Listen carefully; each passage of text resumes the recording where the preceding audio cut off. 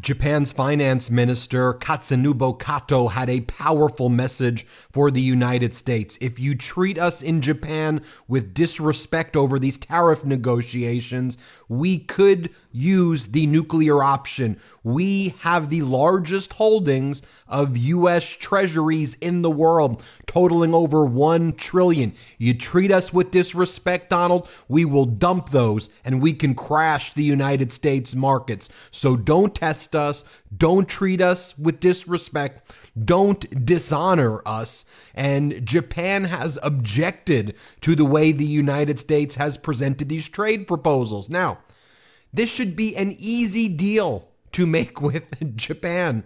We already had a trade deal with Japan in 2018 that Donald Trump negotiated. And now that Donald Trump wants to dishonor Japan, treat Japan with disrespect, Japan is objecting to the trade proposal. And right now, there's been no deal. Now, Donald Trump has told us week after week after week, we're about to do a deal with Japan. I'm about to do a deal with India and Japan. We're announcing it. It's right around the corner. It's right around the corner. That has not taken place despite all of Donald Trump's lies that it's going to happen. And to me, this is a major indicator, again, because the deal with Japan should be the easiest deals. Now, we got a whiff that things were going very bad when Japan's Prime Minister Ashiba, back on April 21st, 2025, said, "We're not rushing into anything.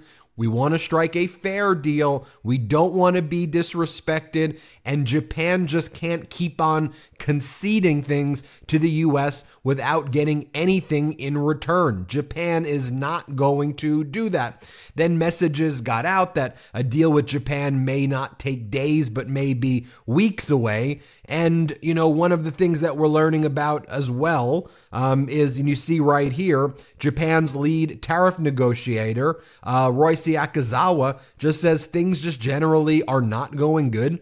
And Prime Minister Ashiba's administration saying Japan's prepared to use its role as America's largest creditor as leverage in the trade talks. So if that's how our close allies are treating us, how do you think the rest of the world is viewing us right now? I want to just show you some data points here as well. Why is Japan saying this now? Well, if you've been watching the MeidasTouch network, you know we've been following Prime Minister Ashiba's actions. One of the things that Japan saw that they took big notice of, the elections in Canada. You go, how could the elections in Canada impact Japan? It's why on this network we have a global focus so you can see the connections. The same reason that the Canadian elections also had a big impact on the Australian elections, and it's the Trump effect. When Trump is dishonoring nations, treating nations like crap, a resistance rises against Donald Trump. And if leaders are obsequious to Donald Trump and try to appease Donald Trump, they're punished at the ballot box. Take a look at the Japan Times, for example. The Trump effect on elections is just beginning, including in Japan.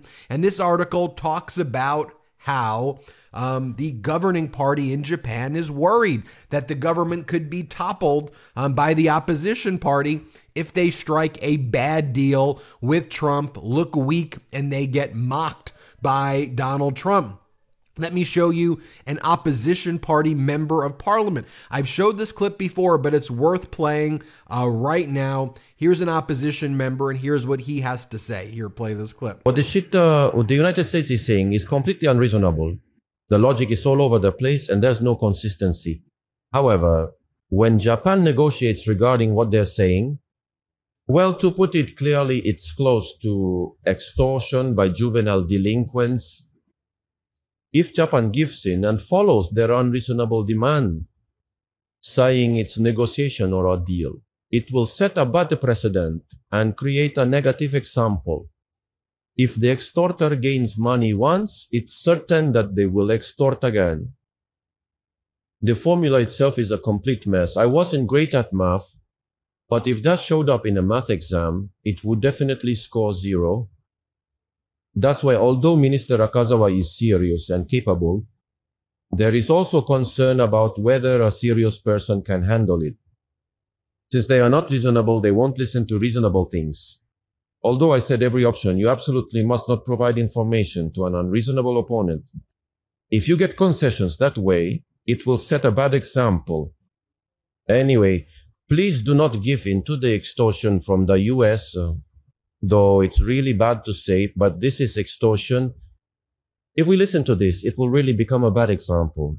So you ever sit down to work and your brain just won't cooperate? That was me for so long. I'd find myself getting distracted, scrolling through social media, just totally unable to focus. Especially with a job like this where I need to stay locked in, productive, creative, and on top of the news, distractions aren't just annoying, they can derail everything. Then I found Brain FM and it's been a game changer. Brain FM is an app built for anyone seeking to boost productivity. They create science-backed music that syncs brain patterns, helping you focus better, relax deeper, and sleep easier. I use their deep work and creative modes daily. It's like flipping a switch in my brain. There's even a turbo mode specifically designed for ADHD support. And this isn't hype. Brain FM is the only music company supported by a National Science Foundation grant and just published a peer-reviewed study showing their patented tech improves attention and brainwave synchrony. Unlock your brain's full potential free for 30 days by going to brain.fm/Meidas. That's brain.fm/Meidas. That's MEIDAS for 30 days free. Going back to the other data point that I wanted to talk about with Trump's disrespect as well, was Thursday, Donald Trump spoke where University of Alabama. He gave that disrespectful speech where he was like doing the, remember he was doing that move. The whole thing was just so utterly weird. Go back and watch the video that I did on that. You're like, Ben, what the hell are you talking about? Go and watch it. But here Donald Trump says that the U.S. can sell cars in Japan because it's tariffing the hell out of the United States. Japan hasn't imposed a tariff on car imports since 1978. Trump has no clue what the hell he's talking about. Play this clip. Pretty soon, sooner than most people think, because that's what other countries have been doing to us, just so you understand. They were tariffing the hell out of us. We couldn't sell cars in Europe. We couldn't sell cars in China. We couldn't sell cars in Japan or anywhere else. We couldn't do anything. Now, the Financial Times reported last week that Donald Trump is attacking Japan over a, quote, bowling ball test that Donald Trump takes issue with, where Donald Trump says in Japan, in addition to tariffing our cars, which they don't, they drop bowling balls. This is what Donald Trump says. Is it crazy? They drop bowling balls on the roofs of our cars, and then when the cars break, they say, we're not buying American. Trump has, quote, puzzled trade negotiators in Tokyo after complaining about a test where he claims a bowling ball is dropped on a car. Japan does not carry out such tests. Here's from April 24, 2025. This was Charles Gasparino from Fox's Big Scoop. People inside the Trump White House are alerting Wall Street execs they are nearing an agreement in principle on trade with India. According to my sources, Gasparino warns, we've been here with Japan, but there has not been any deals yet with Japan. It's all market manipulation. They go tell this to Wall Street. They spike the stock prices for a few days. Then they get dumped. Main Street gets hurt. And the billionaire oligarchs who get the tips from the Trump regime about when they're going to message these things and not do them, they make money, and we, the people, get absolutely screwed over these things right here.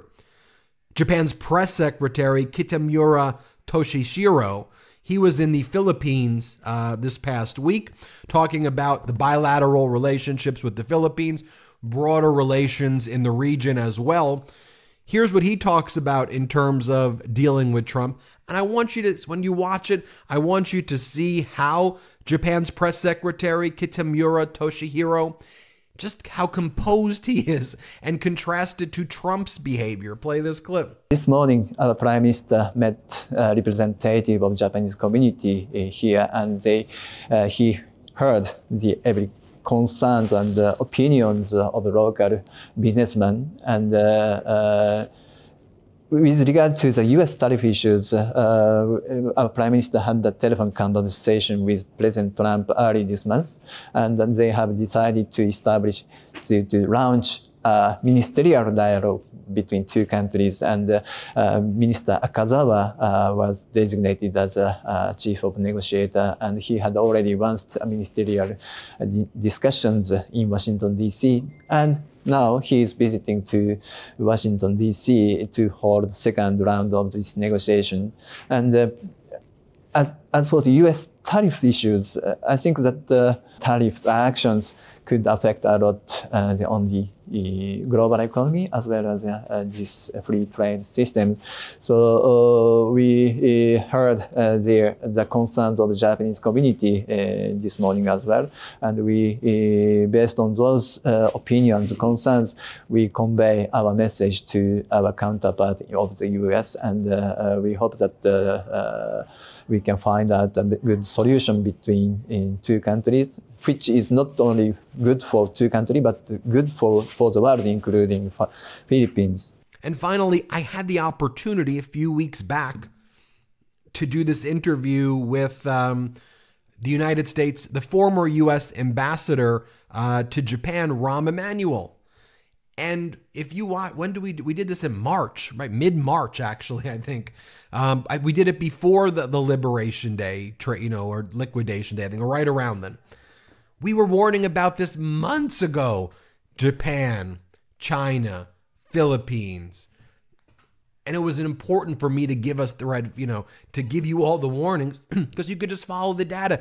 If you speak to the experts and you follow the data, like if you follow the freight levels, if you follow the trucking volumes, if you see the ships aren't coming into the ports on the West Coast, Long Beach, Seattle, East Coast, Boston, you go, oh crap, we're going to run out of supplies. Yeah, it's going to happen. There's going to be a Tom Hanks moment. I call it a Tom Hanks moment. Remember Donald Trump said, like a miracle, it's all going to go away with COVID. And then Tom Hanks got it. We're like, oh shit, lockdown mode. We're going to have a Tom Hanks moment soon with stuff not being on the shelves. That's what's going to happen. Anyway, here's former Ambassador Rahm Emanuel to Japan. That's why we had to get him on. We need to speak to him about this. Here, play this clip. Japan's the #1 foreign direct investor in the United States for the last 4 years consecutively. Over a million Americans work for Japanese companies, and nearly half of their investment goes to manufacturing. So it's a kind of, we're going to kind of be penny wise and dollar foolish here. Second, Japan hosts the largest military footprint the United States has anywhere in the world. It's the only country that has a permanent aircraft carrier. It is the long pole in our deterrence against China in the Indo-Pacific. And so, nothing stays just in the economic lane. It's a relationship. So that means national security, diplomatic support, it means political support, and it means economic support and integration. Second, imagine this. When the United States wants to put further sanctions on China as it relates to export controls for high tech, the only way it's successful is Japan, Korea, Taiwan, the Dutch stand shoulder to shoulder with the United States. They're going to think real hard about whether we should stand with the United States or allow our companies to continue to export to China. So, relationships don't just have one lane. It's a series of things. You weigh equities against each other. So I think this is very short-sighted in this approach. There's a way you could have approached, as we did in years past, both when I worked for President Clinton, we did the 5 pillars on trade, etc. Japan now is the #1, as I said, #1 foreign investor in the United States. Nearly a million Americans work for them.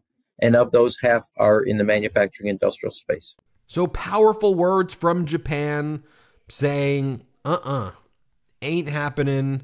We're prepared to use our treasury holdings if you dishonor and if you disrespect us. Also, as we previously reported, and Reuters and Carl Quintanilla did a good job of highlighting this too, the Chinese government sent a letter a few weeks back to Japanese Prime Minister Ashiba calling for a coordinated response to U.S. President Donald Trump's tariff measures. They had a ministerial level meeting. Japan, South Korea, and China. Does that sound familiar? Former President Biden that's why China did it. That's why Xi Jinping did it. He knows. And Trump's too stupid to get it. Former President Biden brought together those leaders in Washington, together, side by side, shoulder to shoulder, as a deterrent to China. It was the ultimate checkmate move. Donald Trump took the checkmates and turned them into checkers and then put them all over his face like a fool. That's what happened.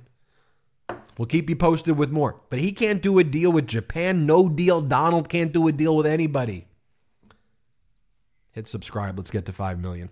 Can't get enough Meidas? Check out the Meidas Plus Substack for ad-free articles, reports, podcasts, daily recaps from Ron Filipkowski, and more. Sign up for free now at MeidasPlus.com.